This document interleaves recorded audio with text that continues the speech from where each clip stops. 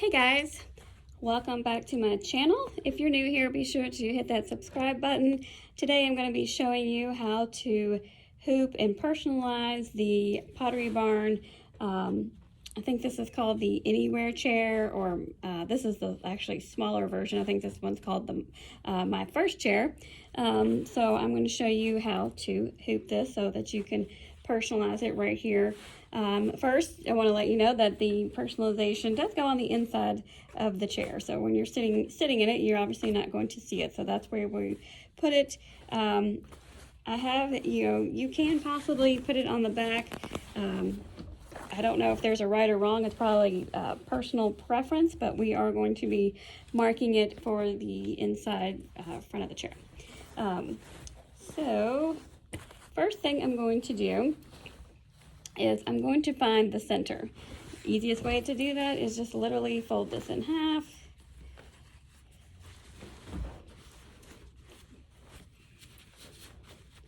Fold it in half and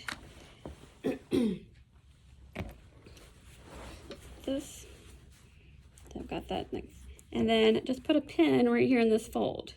That's your halfway point. That's the easiest way to do that. You can double check your measurement here. I really love these clear plastic rulers, as you can see. So that's at 10, so this is 18. And then my ruler is not long enough, so I'm gonna use my little hem gauge. So it is 20 and a half. We've got this right at 10, so we could possibly move it over just a tiny bit. Move that over just a smidge. So double check your marking, because sometimes it's bulky and you may not be right exact. Okay, so that's my pin. You're going to unzip the chair. There's the zipper.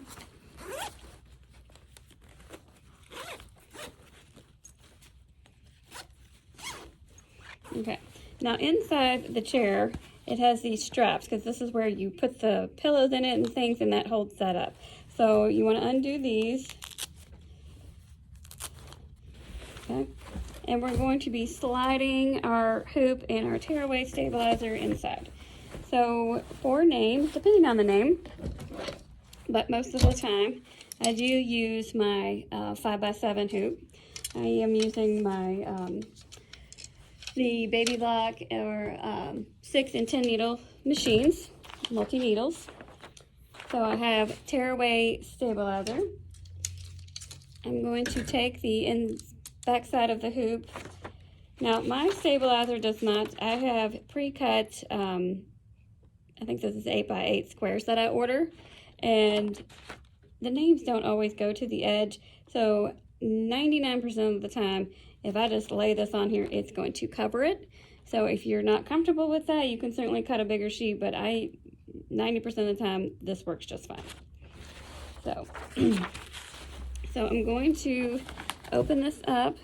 I'm laying this in here, and then I'm going to lay my stabilizer in here as well.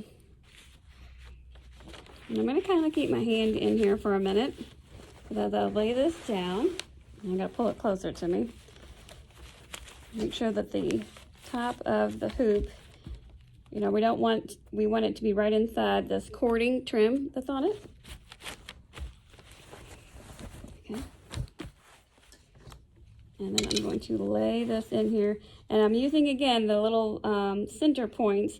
You've got top and bottom and on the sides. So definitely the top and bottom. I'm not as concerned about the sides, because I can move the name up or down once I've got it on the machine. So I'm really more concerned, because this is the smaller chair. On the larger chair, you've got more room to move it up and down, so you can line that up. So this is the smaller, my first chair from Pottery Barn. So I'm gonna get this. Okay, there. I've got my hoop right up against that. See how that's nice and tight in there? You can pull this a little bit. If you want to iron it before you do it, you can, just the area that you're working on. I think this is going to be fine. It's pulled nice and tight, so that works pretty good. So I have it hooped. I'm going to hold this up too. So we're right above these arms. That's why the bigger one, you've got space above and below. But for the small chair, put your hoop right up against this cording so it's right outside that. I've got my pin lined up right to that center markings. Now my center for the name is down here. So I'm probably going to, I don't know if I'm going to do, because that's kind of low on this little small chair. So I kind of like to measure or eyeball it. I'm big on eyeballing. So let's see.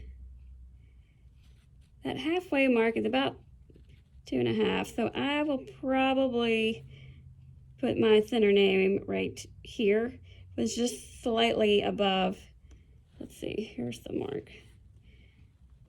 I will probably put it about a 1/2 inch above that because we want it up higher on the chair back. I think it looks a little nicer to be kind of towards the top. Now, if we were doing the larger chair, you know, we'd have some space. It'd be kind of a little more evenly distributed. But since this is the smaller chair, I'm not going to go dead center of my hoop. I'm going to bring it up a little bit, probably about 1 inch above that. And I think that will hoop that or personalize that just fine. So when you do this, you have to take all of this bulk and slide it onto your machine. And you want to kind of roll this up as you stick it on there because you're going to have a lot of bulk because it's going to go on your machine just like this.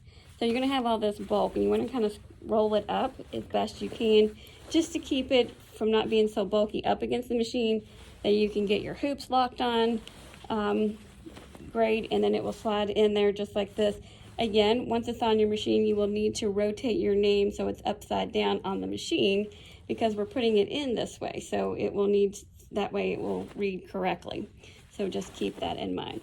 So I just wanted to show you, this is how you are going to hoop the Pottery Barn, my first chair cover. So if you have any questions, please put it in the comments. Same process for the larger size. You're just going to have to space it out a little bit. So just wanted to share that with you. So I hope you guys have a great day. If you have any other embroidery questions, I would love to hear from you. Be sure to follow us on social media, Facebook, Instagram, all of the above. Check out our website, SoCuteByKatie.com. And most of all, subscribe to our YouTube channel so you can make sure you don't miss our next videos. So hope you have a great day, and I'll see you in our next video.